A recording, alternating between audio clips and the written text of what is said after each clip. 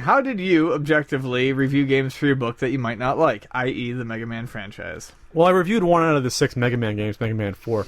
But I think what it comes down to when you review games is that any bias you have has to be thrown out, and you have to look at video games. You're always comparing them against others in the genre and in the time period, what subconsciously or not.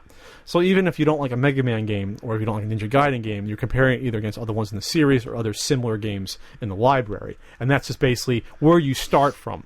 So even if you don't like certain premises, you have to look at, okay, the gameplay, the controls, graphics, sounds, the level design. That stuff's always going to come into your head. Regardless of whether or not at the surface you can say, yeah, Pat hates Mega Man games, it's an act or whatever. You have to look at it versus the other games. Obviously, none of the 6 Mega Man games are bad games. They're all above average to excellent.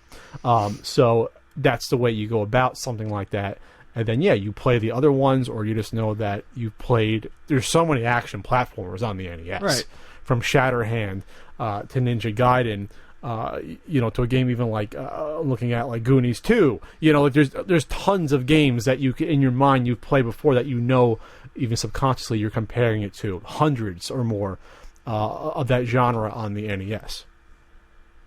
I don't know you, Ian, if you haven't thought you've probably reviewed games that you. No, thought... I did. I mean, it's just a matter of going into it.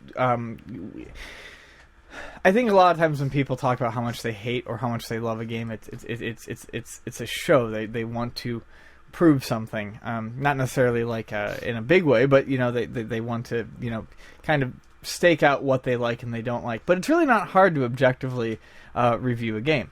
Like Pat said, you simply do it by taking into account the era that the game was released in, and you compare it. When you go into a review.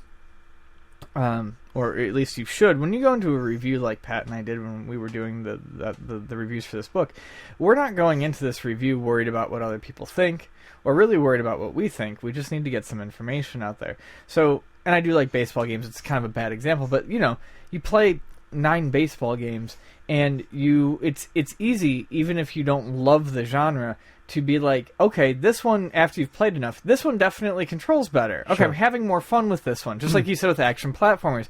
They don't have to be your thing. RPGs don't have to be your thing. But you can tell. I think anyone who likes video games is able to tell when something is done to a good standard or not. Probably my least favorite movie genre is musicals.